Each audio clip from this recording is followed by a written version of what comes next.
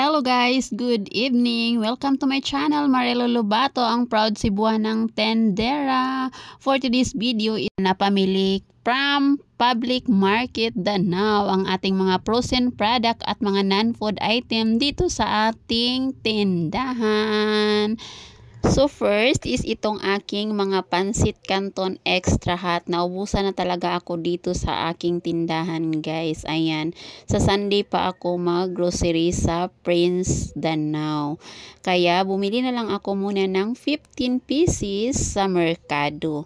Ito pa naman ang pinakamabintang pansit canton dito sa aking tindahan.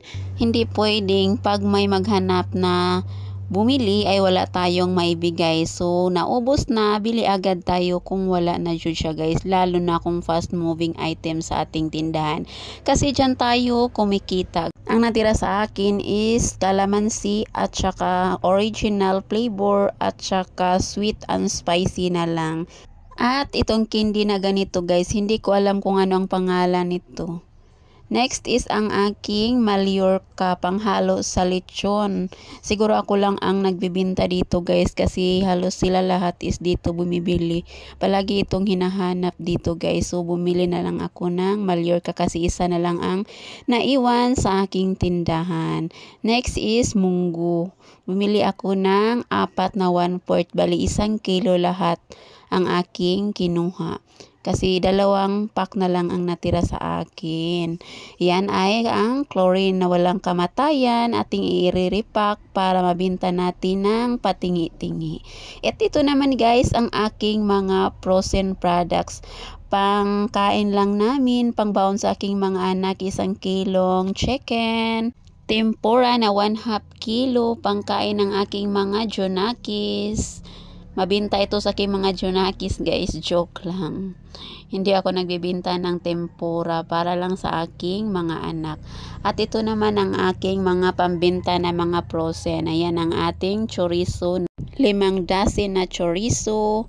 At ito naman ang aking nuggets. Ayan, nuggets 2 pack guys is ang bintahan ko is 67 pesos ang aking bintahan.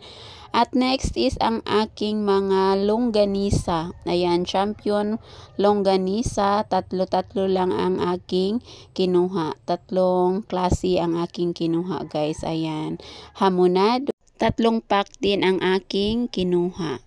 At IQF na longganisa, 3 pack din ang aking kinuha para naman may mapapagpilian ng ating mga customers. Next is ang aking lumpia. 5 pack ng chicken, 5 din ng pack ng aking pork. So, 10 ang aking lumpiang nakumpra kahapon guys. Ayan, mabintang mabinta yan sa ating mga customers. Lalo na sa mga nanay na magdaligluto ikabuntag kay miskwila na lagi ang ilang mga anak.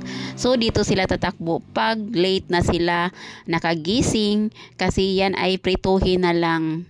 Sinong nanay dyan na nakarelate dyan, lalo na pag late na tayo nakagising, sus, aligaga tayo sa pagluto. Hindi talaga natin maiwasan na minsan late tayo gumising kasi minsan mapagod din tayo sa ating mga gawaing bahay. Yan naman ay ang aking skinless na chorizo guys, mabinta din yan. Marami ding naghahanap niyan. Masarap yan ang ating skinless. At ang nabayaran natin sa ating frozen fruits is 986 pesos ang ating nabayaran. Ayan ay napunit. At dito naman tayo sa aking mga gulay-lay, ang ating kamunggay, pangpahaba ng ating buhay, si ampalaya, bitter ng life, at si beans at cucumber, at isang 1/4 na sari-sari, isang gabi na malaki, sari-sari guys. Carrots, isa ka buok, pero taas kay siya guys. Guwapa pagyud o ang ako ang mga patatas. Yan ang aming mga konsumo dito lang sa bahay guys. Ayan. Kumain tayo ng maraming gulay para humaba naman ang ating buhay. Charot lang. At ito naman ang aking mga ricados. Ayan, pambinta, aho, sibuyas at saka kamatis. At next is ang aking hipon na 20 pesos, ginamos na 20 pesos, 5 pesos ang aking bintahan ito guys. Very mabinta ito sa aking tindahan. At next is ang aking mga tuyo. Ayan ang aking mga tuyo. Marami siyang klase guys. Kaunti lang siya pero marami ang mapagpilian ng aking mga customers. Ayan ang mabintang ulam na very affordable dito sa aking tindahan. So next, bumili ako ng 5 pack ng Perfect Skin. Set ito siya guys. Ayan. Rejuvenating set. Mabinta ito sa aking tindahan. Sa lahat ng set na binibinta ko, ito talaga ang pinakamabinta kasi affordable lang siya guys. At marami pa akong ibang rejuvenating set dito sa aking tindahan. At mga sabon na pangpaganda. At i-open na natin tong isang box na ito kung ano ang mga laman. Ayan, bumungad sa atin ang aking basahan. Ayan, pang-use yan namin guys. Ang ganda naman talaga ng kulay. Yan ang aking paboritong kulay guys is olive green or mint green. At next is ang ating mga Manila pepper na 3 dozen ang aking kinuha guys. Ayan, mabenta yan sa aking tindahan kasi may mga project ang mga bata. Tapos pang lagayan ng lechon at saka pang lagayan ng kanilang mga tinapay pang delivery. At kumuha ako ng 4 na clear packaging tape at saka hilo.